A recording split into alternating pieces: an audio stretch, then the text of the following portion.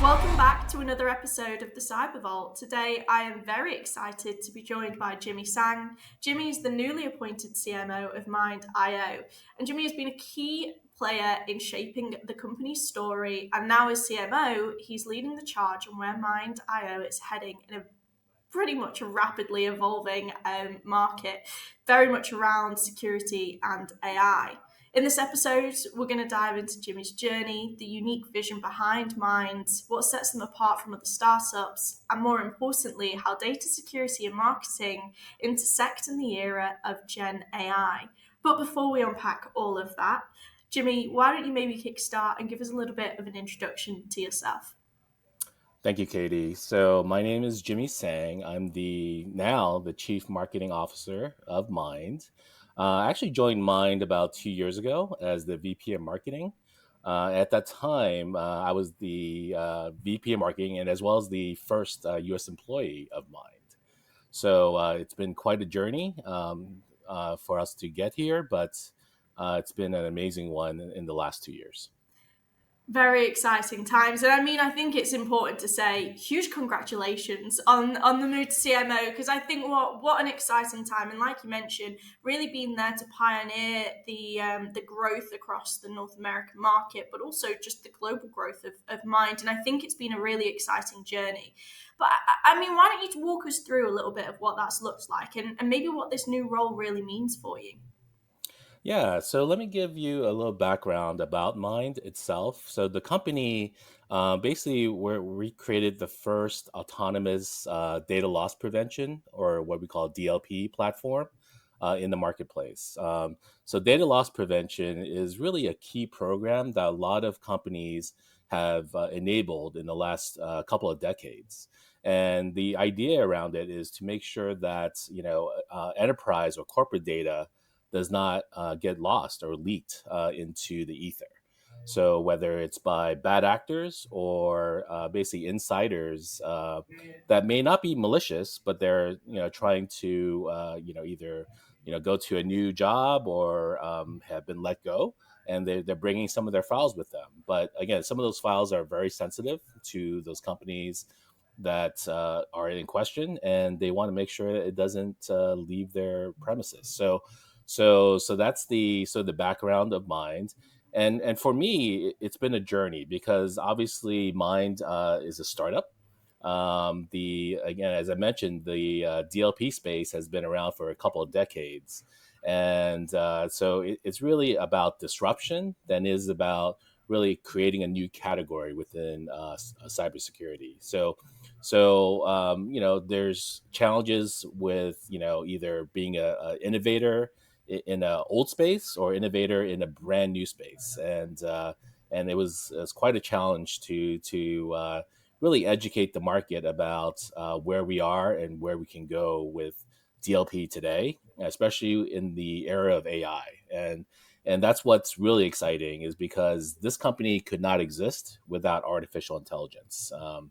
But also, it's interesting because we couldn't exist without AI, but also the challenges that modern CISOs are, basically chief information security officers, are seeing is because of Gen AI. The safe use of Gen AI in their corporate environments is really a difficult problem for them today. So it's sort of a combination of forces of good and bad with AI that actually is bringing minds and my team really to the forefront of a lot of CISOs' point of view and thoughts. So it's an exciting time for us. Most definitely, and I think it's always really funny when you kind of really put it into perspective, because a lot of the modern technology that we get access to, and it's all really exciting. It's so easy to kind of forget that. Well, the I always just kind of say the bad guys, because I don't know, it's just the easiest way to describe it. But they also have access to the same technology, so arguably, then it's you're both kind of chasing each other in a way. And I often refer to it as, and to anybody that tunes in often probably hears me say, the cat and mouse chase, because it's always that back and forth between them. I mean, you've kind of laid the land of why Mind kind of came into fruition, but When you look at kind of DLP, I think people are familiar with the term, but what gap Mhm. in the market is Mind really setting out to solve there? Because I think it's something, it's one of those words that a lot of people are probably familiar with and have a high level understanding, but maybe don't Right. quite understand the intricacies of how this problem's being solved. Yeah, I would say there's new gaps, and then there's the old gaps in the DLP space. So as I mentioned, the new gap is AI security. Is again, how can we be innovative and help our employees be productive while being doing it in a secure way? So I would say that's the sort of in a nutshell the new gap that a lot of CISOs are seeing. But the old gap is, hey, we've heard of DLP, we've used DLP, we tried to put together a DLP program for years.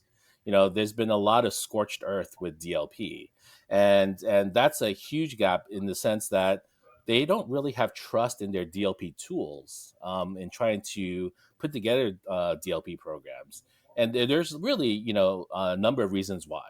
One of the first reasons is that when DLP first came, it was really in network security, right? They were trying to basically build up, walls and moats to prevent data from leaking, and that's hard, right? And that's hard to do, especially in a world that's hybrid today. You have personal devices, you have work from home, but when you were in just an office and you can create a moat, even with firewalls and cyber, it was hard then. So trying to do it now is almost nearly impossible. But with DLP tools from years ago, they also only looked at a small subset of sensitive data because they could only program to that, right? So if you think of sensitive data like credit card numbers or social security numbers, it's fairly easy to find those because of the way their patterns, right? It could be like a 9-digit number, and it's fairly easy to figure out all the permutations of that.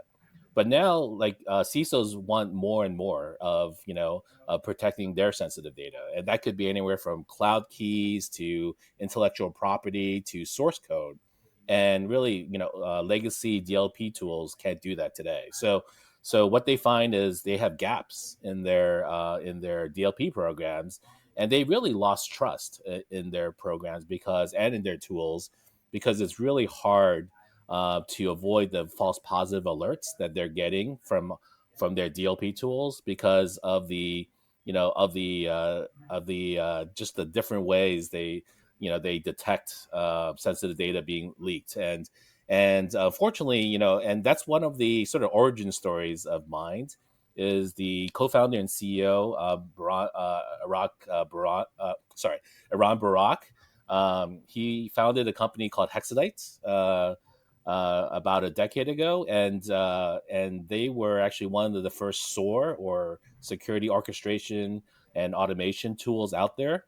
And they saw a number of DLP alerts that were false positives, and that's what gave him the impetus to create Mine. So DLP tools have sort of a notorious history, and we feel that Mine today can be really innovative and disruptive to that industry, so that actually CISOs can trust DLP again. So we're looking forward to educating and the journey of Mind, especially in this cybersecurity space. With innovative disruption. For sure, and it's an exciting time when you're looking at it from that bigger picture. But if we're to kind of really break down into data security, and more specifically with Gen AI, because Mhm. Gen AI is now being used in businesses in so many different capacities, whether it's for automation or whether it's because the tools that they're using within the company are leveraging Gen AI. But some of the other critical things are the fact that people are using Gen AI to help process data or kind of inputting data into something to then help it kind of generate an output, whether it's like a report or contracts or whatever it may be. And nearly every single person in a business, no matter their role, is actually leveraging technology. But the common denominator between them all is that they're more often than not inputting or using or processing data.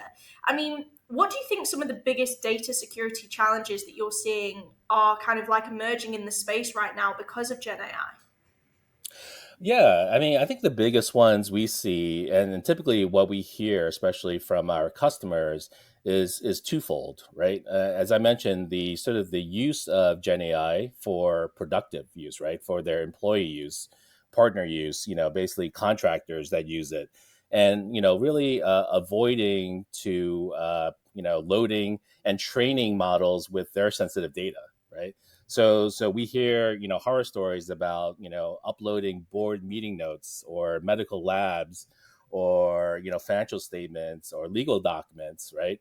While that's going up into unless it's really an instance of it that's separate from the World Wide Web or some of these training models, they're using it, right? Gen AI tools are using it. So that's really a big challenge, is that it's great for productivity. It's not very good for privacy and security.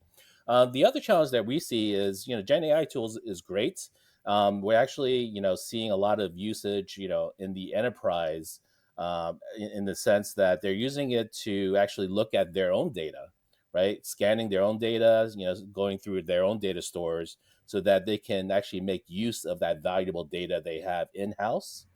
But the problem is, it's actually looking at all the data in house, including the sensitive data that you don't want your employees to see, such as employee salaries, right? You don't want to see what your CEO is making, or your executives, or even your peers. And so what we're finding is that they're being challenged by using these enterprise AI tools.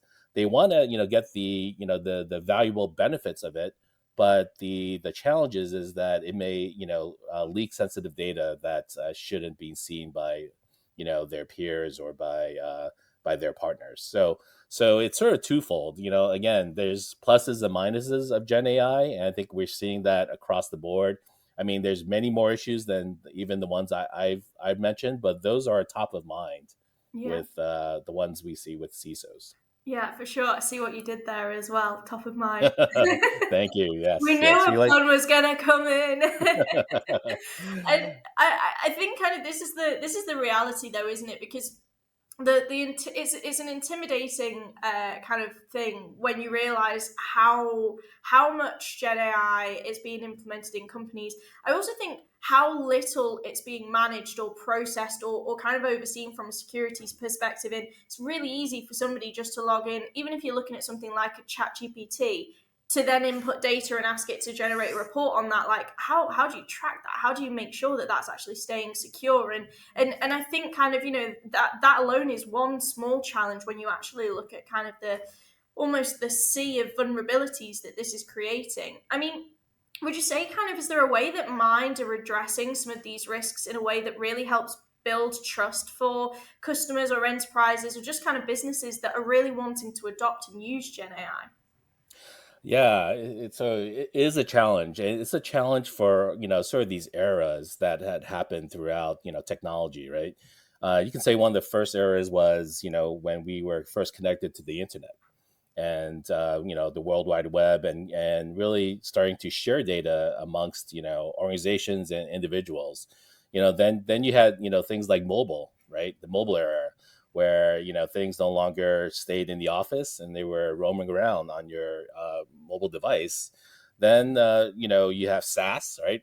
That whole, like, everything's in the cloud these days, right? And how do you prevent leaks from there? And now in this Gen AI era, it's very similar, right? It's a new breakthrough, it's a new innovation, it's a new era of really collaboration, of productivity, and it's a challenge. And that's why I think there's been struggles with DLP programs today, because it's a struggle to protect things like Gen AI and even cloud. Cloud, it's been around for, you would figure, right? It's like maybe a decade or two, right? But DLP program's been around for a decade or two, so they've been challenged to secure the cloud in the last decade or even few years. Now they have a new challenge of Gen AI, and yeah, I mean, so today, with the sort of the modern DLP programs out there, the solutions that are available, such as Mind, they're built for the challenge of AI. And Mind itself is built on AI, but it actually helps to secure AI and prevent basically data leaks into Gen AI apps. So for example, there's capabilities with DLP solutions today that where when you start typing in a credit card number or even a social security number into a ChatGPT prompt, you can actually be blocked and told like, hey, you're violating a policy, in this organization. If you upload a file that has sensitive data, either through your browser or through a native app, it can actually be blocked these days. But that wasn't the case, obviously 2 years ago, right? When DLP tools did exist. Gen AI is about 2 years old today, but those modern DLP solutions that are built with AI in mind actually have the capability to stop data leaks to Gen AI tools. So it's exciting space. Obviously, again, with these new breakthrough areas, you have these new challenges, but that's why sort of startups and new disruptive companies really gain traction is because they can really address modern security challenges. Yeah, and kind of, I think this is it's a really interesting kind of space when you what you just closed out on there, because there's so many startups that are coming forward and they are really bringing through innovative technology that is also revolutionizing the space, because with with the advancements and how quickly things, the momentum in the space. I mean, if you look at the fact that Gen AI is 2 years old, but look at how advanced it's become in that space of time. Look at how Right. much more kind of the adoption, the wider adoption that people have, just in every single role, in every capacity. We anticipated it, but maybe we didn't necessarily expect people to be so forthcoming with the adoption. Normally, there's a lot of hesitancy behind those things. But when we're looking at that startup front, it's also important to note that this is a really noisy market because of that. I think, daily could seem like a little bit of a stretch, but it's at least weekly where we're seeing new companies come out of stealth, leveraging modern technology, especially within cybersecurity, that are, redefining the space or bringing the best version of this, and they're going to solve Hmm. all your problems and help a CISO sleep at night. Right. And being a marketeer in cyber and AI is definitely no small feat. I think kind of it'd be really interesting to get your perspective of how do you think kind of marketing is really a superpower in this space to help bring, you've got this fantastic product of mind, but how do you make sure people know that it exists? And how do you make sure it stands out from all the noise of other kind of products out there? Yeah, I mean that's a challenge for any marketing leader at these startups or even legacy companies that are trying to add AI and the capabilities there. And again, it's no small feat because we're just at the tip of the iceberg of understanding what AI can do for our platforms, for our tools, and for cybersecurity in general. It's about telling stories, right? Use cases, sharing anecdotes from our prospects and our customers, and really understanding like, hey, what are their key challenges that they face and what do we anticipate as ones in the future, whether it's because of productivity, whether it's because of compliance, whether it's because of data breaches that we hear. So there's a lot of ways to tell that story, and it's really difficult because this is, again, as I mentioned, the tip of the iceberg. There's going to be so many use cases beyond what we even fathom today. And this is again 2 years in. There's just going to be a lot of capabilities that we don't know about, new ones. As you said with Gen AI, they're advancing so quickly that whether it's through deep fakes or images or videos, right? You can see yourself talking and it's like that's not me, but that looks like me. So with all these challenges, really just going back to and I think it's helpful to go back to like what's foundational for cybersecurity, and it's usually data, right? That's the lifeblood of any company. So if you think about sort of like maybe not quite first principles, but at least the foundation of a company and what data they're trying to protect, then that gives you sort of the mentality and the program that you need to protect that data. So whether it's Gen AI, whether it's email, whether it's in the cloud, it gives you sort of that foundational way to look at security, and it starts with data. And so if you can protect your sensitive data, no matter where it lives or where it goes, or how it comes in, then you can actually start to put your head around how to approach it. And I think that's what we those stories we try to tell at Mind. It's difficult, especially with these new breakthroughs, but again, with current customers that we work with today and how we share their stories, and they're very willing to, because they're trying to help the cybersecurity community as a whole. It's been a great journey for us. And you mentioned storytelling there, because I think that's so important when arguably it's such a technical and complex space, and you're not always talking to technical people, especially when you're considering that data is at the forefront here. And really, that's the critical kind of I feel like vulnerability is not the word I'm looking for, but it's that's the thing that we're really looking at protecting. And it can be really challenging, because I suppose it's probably finding the motivation for each individual as well. For a CISO, it might be, yes, you don't want to get breached because it's my role to make sure that doesn't happen. But for a data scientist, is it the hours that I've put in creating all this information and what I've built? I don't want that to get lost. And you can from being in a marketing role, I mean, would you say it's kind of that storytelling approach, and being able to kind of recognize that there's the technical complexities that come in, but having to almost make that digestible, that's kind of a key part of the role? Yeah, I think storytelling is a part of it. When you tell the story, obviously, we're seeing now CISOs are more business focused than they are even technical focused. So I agree with you there that they're not quite as technical as they perhaps used to be, right? So they're more business focused, which is actually good and bad, right? But the good part is what they're trying to do is lower the risk to their organization, um, and their business impact, in terms of continuity, in terms of resilience. So they understand really the sort of the financial figures of and the impact of that to an organization. But I think storytelling is again a small part of that. But really, what's the quantifiable risk reduction that can happen with something like a DLP program or an effective DLP program?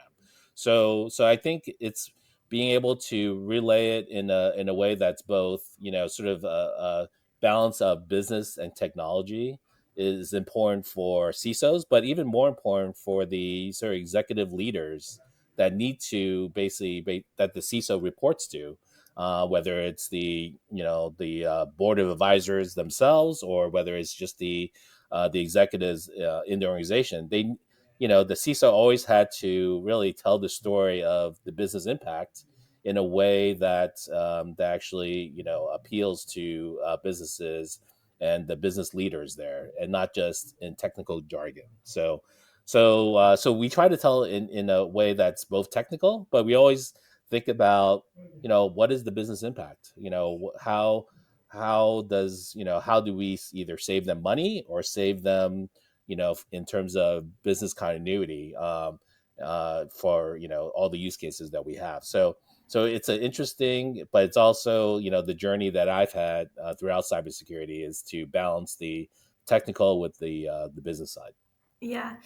No, and it's just an interesting way to look at it, because I think that's always the challenge. You're often speaking with business led individuals and having to make them kind of really comprehend what that you can't sit there and talk. I mean, if someone sat there and talked technical to me, it'd go straight over my head, and I'd be here looking kind of all lost. And I think it builds that engagement as well. So it's really interesting to get your perspective there, and I honestly think having marketing be in the forefront of your go-to-market strategy and the way that you're building a business is genuinely a superpower. And by all means, why I think Mind have a very exciting future, but have already been excelling so far. And And, that's and one thing I wanted to add to that is, we're not just talking to the CISOs, right? They're yeah, very business, sort of minded, but we're also talking to their team, and their team, is made up from, security analysts all the way to IT to it's just, again, they all have different perspectives and different sort of challenges and needs, and really. telling a story that works across the team, not just to the CISOs, is where I think we're finding a lot of success. And I think most startups understand that, is that, again, you can't just be too technical and you can't be too business oriented, and it feels like, hey, you're not talking about the specific challenges that I'm facing. You have to do both, and you have to understand your audiences that you're talking to.